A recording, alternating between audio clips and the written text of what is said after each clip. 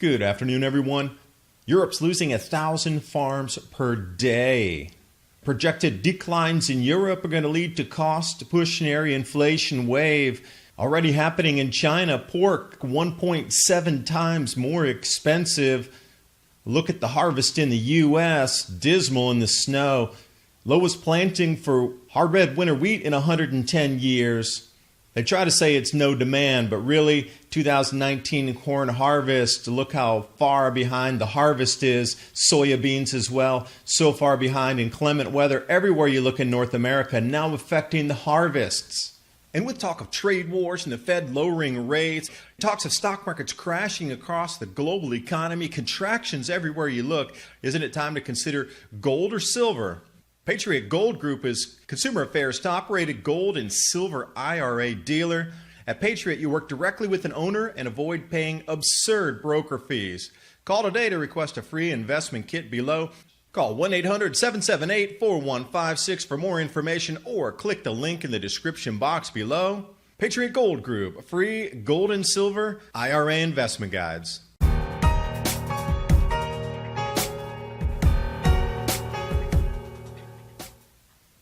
Starting over here at Armstrong Economics, claim is 400,000 farms per year are lost in the EU. Now this is small farms. These are not mega farms. But the amount of small family acreage and small town acreage that's being swept away, and a lot of it's not being replanted, what they're projecting is declines in the EU for agricultural production. Forecasters already calling for food price rises 2025 because of an inflationary wave. Now this is really interesting. I've been saying 2023 to 2024 is when we're going to get amazingly high, huge food price rises due to the grand solar minimum intensification and how the magnetic fields of the sun are going to try to recouple themselves for a few years before they go out of phase again. Which makes me a fan of cycles inside the economic sphere. And it shows a winter type of decline, also measured by the seasons with the economic cycles. Interesting, we're getting into a colder phase. It's called winter going into the declining economic phase. And a grand solar minimum is going to mix it up for everyone. So you really need to ask yourself, who is not going to exploit this inflationary wave or push it, man-made inflation, just to make more money on the markets? Now, which sector do you think will not participate? Governments, companies, house buyers, or speculators? I think maybe the house buyers will get swept out of the market and it'll be left for those three there to compete and push. And who controls food controls society, period, hands down. I'll give you free energy. If you're not crawling off the floor because you're too malnourished, it just won't matter. And a perfect example coming out of China, this pork hyperinflation sends the Chinese consumer prices soaring the most in 7 years. But you have to realize that time that it was soaring the most, look at that, just a fraction below that huge run up in commodities 2007 and 8 that burst the bubble. But if they're already at this high and our global commodities prices aren't this high, there's a huge runaway effect happening in the bubble of China itself.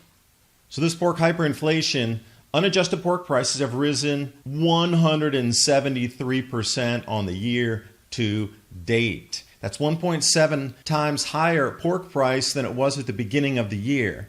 Now extrapolate that out through your paycheck, and if let's say 20 items go to 1.7 times more expensive, what will you stop spending on first? And then trace that back to the economy. We're looking at something like this, wholesale spot prices. Now what happens when it turns into corn and wheat and bread and beans and whatever else, potatoes, and now it's pork and meat and beef? And when it all does this, where's your disposable income going to go? And following along with Martin Armstrong's analysis of the European crop declines and the loss of farms, remember the USDA bankrupted an enormous amount of farmers after that first initial report in the planting season. Everybody across the industry, including the farmers, the producers, people following the news reporters, expected a drop of forecast for production in the United States for corn due to the largest floods ever recorded in the planting season. Yet the USDA came out and said corn production was going to increase 2%. Bankrupt how many farmers? So the exact same thing. More small farms are lost in the United States and Europe. Now it's happening on two continents. U.S. ending stocks, again, reported by the USDA corn yields and soya bean outlook. Even with the largest floods ever and the latest planting ever, they still only dropped the ending stocks a sliver. Now, you can't tell me with this much information out there and with this many blizzards rolling over that are so out of season that even in a regular good year, they'd be struggling to get the crops out of the ground through that combine, that really prices wouldn't have risen by now. It's purely nothing more than smoke and mirrors. And good, traders were disappointed that the USDA left production numbers unchanged from last month's report. So we had a full month of reporting on how pitiful the yields are and how small the kernels are, yet the estimates stayed the same. Thank you for this amazing image. So this is what was happening on Halloween. Now we've progressed another week and a half further and there's still no more information, which is shocking for me. And then magically, to explain away why there might be some shortages of hard red winter wheat, U.S. winter wheat acres set to drop to lowest in 110 years. It's saying because on the average, over the historical look at hard red winter wheat, that because of higher price for sorghum, some farmers are going to switch over to corn or sorghum, something else that's going to fetch a higher price than this particular type of hard red winter wheat. And I said sorghum. That was a secondary crop they were going to switch to in the grow zones while they migrated it south.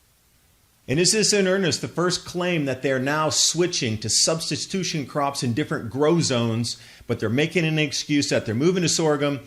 And then the graphic in the article explains it all. The hard red winter wheat conditions last week of October, look how bad it is in Texas, and now just magically they're going to quit farming in Texas. They've been doing it for more than a century, and now they just decide to quit, or they can't grow it anymore, and they're deciding to substitute something else that'll grow in there.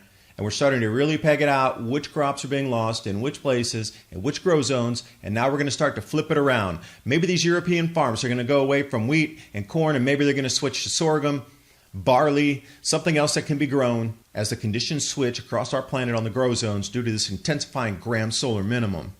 Graphic here as well, winter woes. Lowest planting of hard red winter wheat since 1909. So now what is it with the American agriculture that it's back century almost in production, yet we have a larger population, more mechanized machinery, everything's supposed to be GPSed and the highest yields ever, yet we're sliding back in time here. 2019 corn harvest, anywhere it's red, is far, far behind normal in the harvest because, well, when you get the latest planting ever and the wettest conditions ever where they need to let it dry almost into the second, third week of summer before they plant, well, maybe it's going to be maturing later. And see, this is the thing. Anywhere it's red was late planting, so it's still not mature enough to go through the regular harvest. Most times it's done a week or so before Thanksgiving, but this year, look at all that's not harvested because it just didn't grow to be large enough to harvest yet. See, and this is where the USDA is starting to operate in the gray area versus what's happening. And soybeans, same thing. They got in the ground so late, they didn't mature, and they were waiting for the last, hopefully, week or two of maturation, but now we got these blizzards on top of our crops for the third time. Those images of what I showed you with the snow and the combine, this next storm, record cold, is going to definitely have an effect on what is still in these red areas that aren't harvested yet. And another magical downgrade here, Tyson beef plant fire leaves a huge void in processing capacity. The Kansas City plant processed about 6% of the national feed beef, which will be hard to replace. So there again, whoa, hey, supply chain affected. Wasn't that there's not enough to go in the supply chain. It's just something else is preventing the end product, your food, from getting to you. Or when it got there, it's way more expensive because, well, that other thing in the middle of the supply chain didn't work, so now we got to raise the price.